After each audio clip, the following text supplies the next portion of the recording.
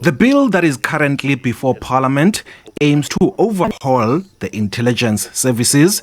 It came about as part of the recommendations of the Commission of Inquiry into State Capture.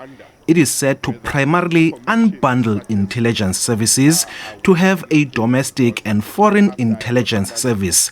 It also wants to provide checks and balances to prevent abuse by intelligence services. The Inspector General of Intelligence has recommended legally binding powers for his regulatory oversight body. We found that in our most recent reports, we made 234 findings on all the intelligence services that were accompanied by 130 recommendations.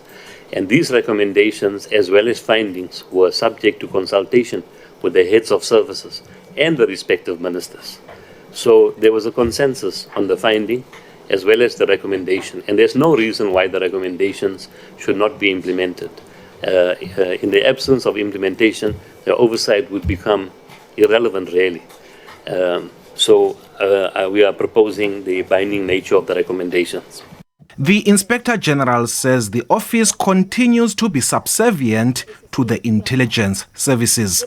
It relies on the State Security Agency for its financial and administrative functions, the very same institution it is meant to play oversight over.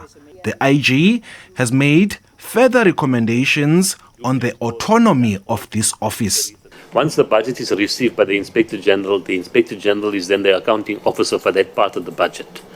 And there's still a minister of the relevant department who's the executive authority. But what it does is it creates a mini department within a department with full institutional autonomy and its own accounting officer. The Inspector General has also questioned proposals in the bill that appear to give arresting powers to intelligence agencies.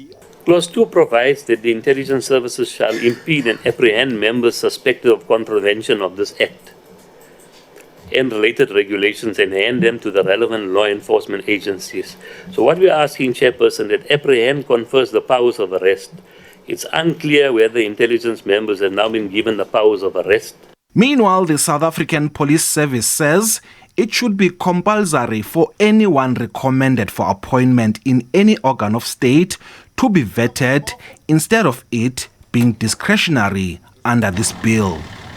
Ulelani Philip, SABC News, Parliament.